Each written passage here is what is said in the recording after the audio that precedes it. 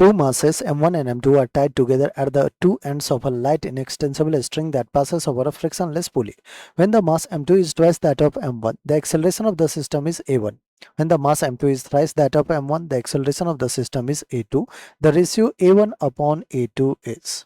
बच्चों स्टेटमेंट में हमारे पास दो m1 m2 मास दे रखा है tied together at the end of a light extensible inextensible string, तो टेंशन हर एक पॉइंट पे सेम होगा. कह रहा है कि when m2 is 2 times of m1, let's say बच्चों m1 को मैं m कह देता हूं, तो m2 क्या हो जाएगा 2 टाइम्स ऑफ m.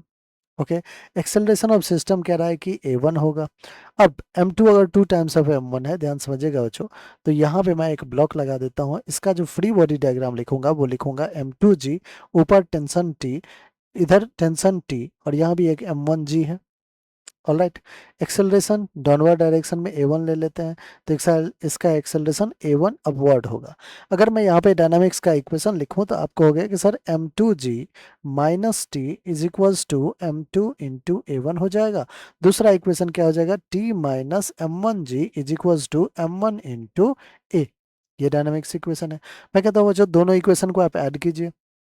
दोनों इक्वेशन को जैसे ही ऐड कीजिएगा, minus T plus T cancel out हो जाएगा, बचेगा m2g minus m1g is equals to m1 plus m2 into a1. a1 ठीक है.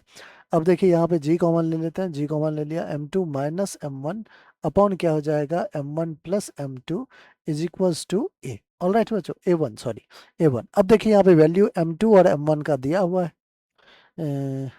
m2 का वैल्यू कितना है बच्चों, तो आपको हो गया m2 तो 2 टाइम्स ऑफ m है, तो 2m माइनस m1 क्या है m. 2m minus m will be m divided by 2m plus m will be 3m.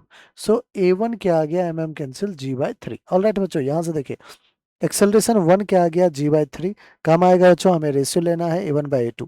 अब सेकंड स्टेटमेंट में क्या कह रहा है कि when the mass m2 is thrice that of m1. अब बच्चों सेम इसी फॉर्मूला में बार बार हमने लिखते हैं a2 एक्सेलरेशन के लिए. ये जो एक्सप्रेशन आया है तैयार, इसी में हम वैल्यू रख देते हैं. जी तो जी ही रहेगा. कह रहा है कि m2 is thrice of m1, that is 3m minus m upon 3m plus m will be 4m. Alright, 3m minus m will be 2m, 2mg upon 4m. m ने m को कैंसिल किया, 2 1 जा 2 2 जा, सो g अपॉन 2. जो a2 आ रहा है बच्चों वो आ रहा है आपका g अपॉन 2. हमें क्या करना था, a1 अपॉन a2 का रेशियो चाहिए. a1 है g अपॉन 3, a2 है g अपॉन 2. बच्चों 2 ऊपर गया, 3 नीचे आया, g ने g को कैंसिल आउट किया, so 2 upon 3 is our correct answer. देखिए 2 अपॉन 3 कौन सा है, ऑप्शन नंबर बी, और वही बच्चों हमारा बिल्कुल करेक्ट आंसर है. आई होप बच्चों हर एक स्टेप आपको अच्छे से समझ में आ गया होगा. अगर आपने अभी तक चैनल सब्सक्राइब नहीं किया बच्चों, तो आप फटाफट जाके चैनल को सब्सक्राइब कर लें.